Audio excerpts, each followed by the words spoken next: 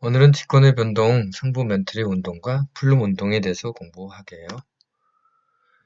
학습 목표는 판을 움직이는 상부 멘틀의 운동을 설명할 수 있다. 즉 다시 말해서 상부 멘틀의 운동을 이해해야 되겠네요. 두 번째는 플룸 운동으로부터 더욱 큰 규모의 지구 내부의 움직임을 이해할 수 있다. 플룸 운동이 무엇인지 알아야겠네요. 현대는 인공위성 GPS를 이용해서 판의 운동 방향과 속도를 알아낼 수가 있습니다. 여기 보시면 화살표가 판의 운동 방향과 속도를 나타내는 것입니다. 화살표가 길수록 빨리 움직인다는 얘기입니다.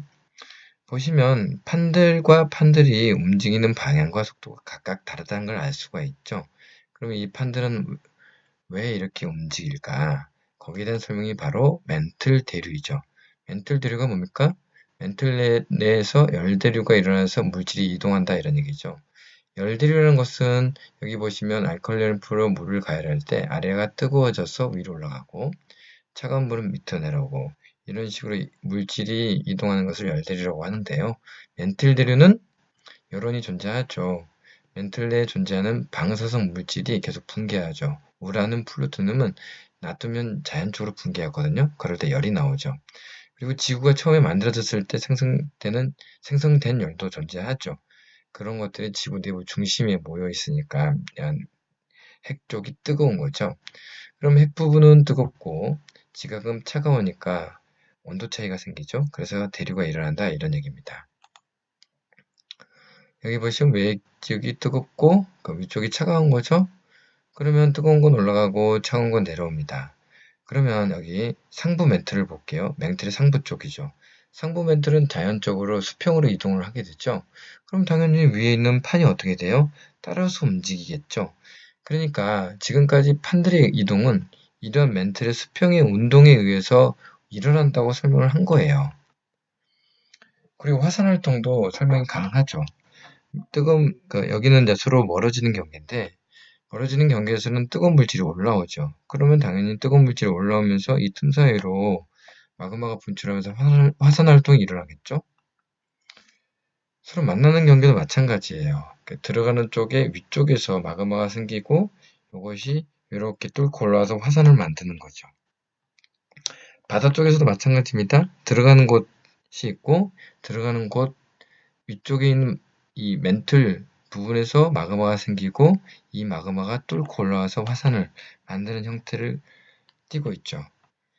다시 말해서 판의 경계에서는 화산 활동이 활발한 지역이 많다라는 겁니다. 여기 보시면 실선이 판의 경계인데 판의 경계를 따라서 이 빨간 점들이 보이시죠? 이런 것들이 화산입니다. 여기 보면 대서양 쪽도 여기 아이슬란드인데요. 화산이 활발하게 일어나고 있죠.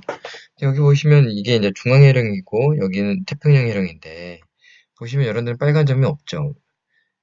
여기는 벌어지는 곳인데 왜 화산이 없을까요? 화산이 관측이 안 된 겁니다. 바닷속 깊은 곳이라서 화산이 일어나고 있는 것을 볼 수가 없기 때문에 점을 못 찍은 거죠. 그런데 우리는 이 판의 수평의 운동을 상부 멘틀의 운동으로 설명을 했잖아요.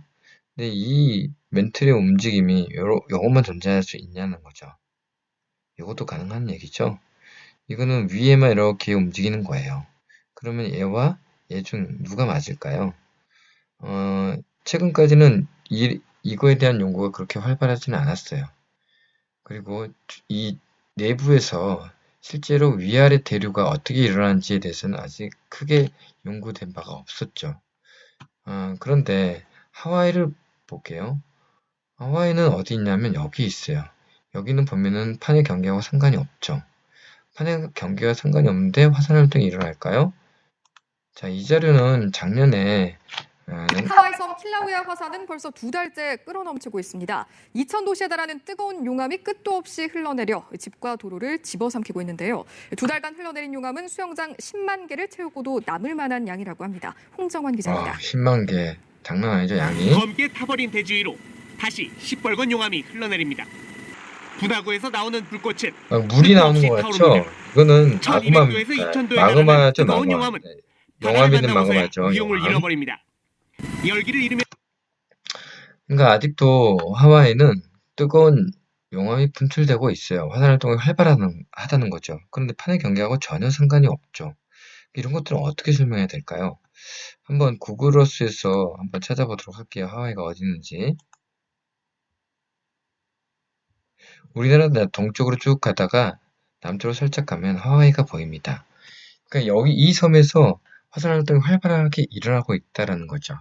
근데 이 섬의 북서쪽을 보면은 섬들이 있는데요. 이 섬들도 사실은 화산에 의해서 만들어진 섬들이에요. 근데 지금 화산 활동이 없어요. 그리고 좀 더 북서쪽으로 가보면은 뾰족뾰족한 게 보이죠? 이런 것들은 섬은 아닌데 바닷속에 잠겨 있어요. 그러니까 이런 섬들을 그러니까 이런 것들을 뭐라고 하냐면 해산이라고 해요. 바닷속에 있는 산이라고 해서. 이거를 쭉 따라가다 보면은 어디까지 연결돼 있냐면 저 위쪽 안류산 열도까지 연결이 돼 있어요. 그러니까 이런 것들은 어떻게 만들어졌냐 이런 거죠. 그리고 이 섬들 중에 뭐만 화산이 일어난다고요? 예, 여기만 화산이 일어나고 있다는 거예요. 화산 활동이. 왜 그러냐는 거죠. 예, 정답은 마그마가 여기서만 분출되고 있기 때문이죠. 다시 말해 지하에 이 섬 밑에만 마그마가 있다는 얘기입니다. 이런 것들은 상부 멘틀의 뒤류만으로 설명할 수가 없어요. 그래서 이제 최근에 새로운 방법이 나왔는데 그게 단층 촬영법입니다. 단층 촬영법은 병원에서 많이 쓰는 방법이었는데요. 이렇게 MRI로 찍으면 이렇게 뇌 사진을 볼 수가 있죠. 이거를 똑같이 지진파를 이용해서 지구 내부를 촬영하는 거예요. 지진파로 촬영한 걸 보면은 이 사진을 볼게요. 이 사진을 보면 빨갛고 파란 게 나오죠. 이게 뭘 의미하냐면 지진파의 속도 변화예요. 파란 건 빠른 거고 빨간 건 느린 거예요. 그럼 어떨 때 느리고 어떨 때 빠르냐? 그것은 멘틀의 온도하고 상관이 있습니다. 멘틀의 온도가 높으면 느려요. 그리고 온도가 낮으면 빨라요. 그 얘기는 이 빨간 데가 온도가 높고 파란 데가 온도가 낮다는 것이죠. 남인도양을 볼게요. 여기죠. 여기는 이런 모습을 띠고 있는데 자, 판의 경계 지도를 한번 비교해 볼게요. 여기죠, 여기. 해령을 지나가고 있죠. 해령은 뭐 하는 곳이라고요? 뜨거운 게 올라오는 곳이라고. 올라오고 있죠. 하와이도 볼게요.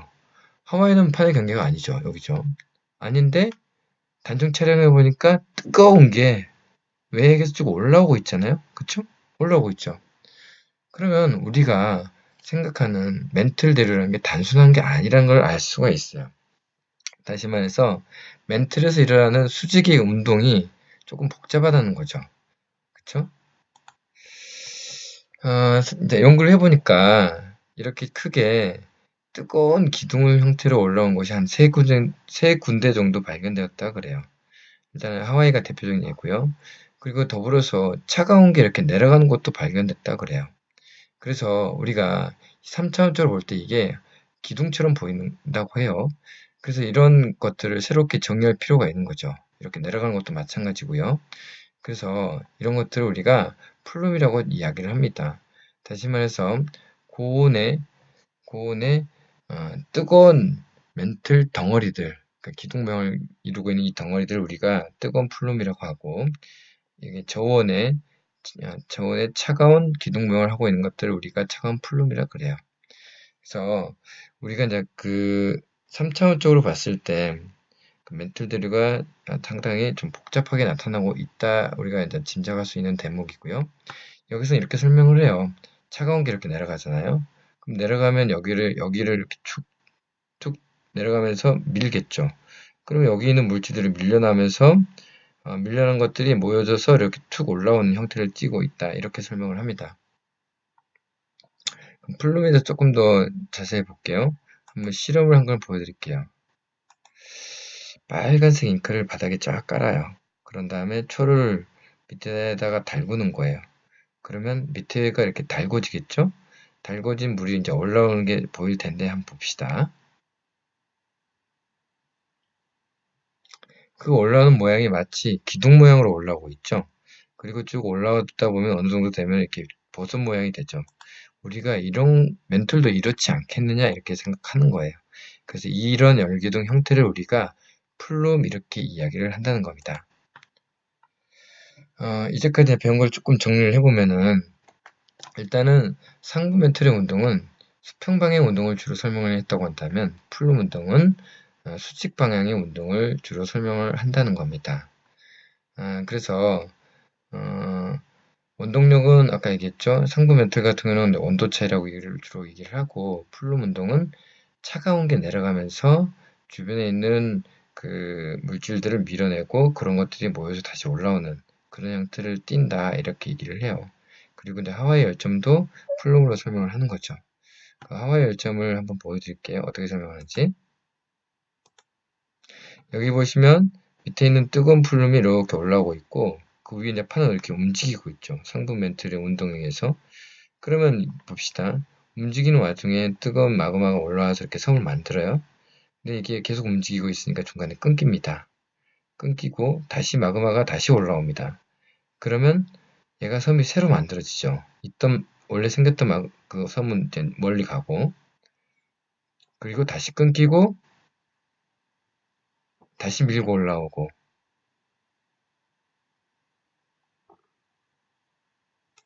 이렇게 되면은 섬들이 줄을 지어서 만들어지겠죠. 이게 바로 하와이 열도라는 거예요. 이렇게 생긴 게.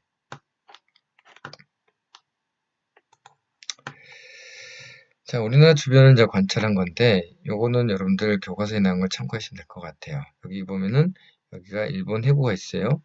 여기서 이제 들어가는 곳이 있고, 이렇게 차갑죠. 그리고 그 위쪽에 이제 마그마가 있는데, 이 마그마가 바로 여기 하와이, 그러니까 이제 일본에서 지금 터지고 있는 화산들의 마그마 출처가 되겠죠. 재밌는 것은 백두산 밑에도 빨간 게 있다는 거. 그러다, 이 얘기는 백두산은 아직 죽어있는 화산이 아니고, 조만간 분출할 가능성이 높다는 걸 의미합니다. 자, 나머지는 우리 수업 시간에 더 하도록 할게요. 궁금한 것들은 수업 시간에 한번 같이 이야기를 해보도록 합시다.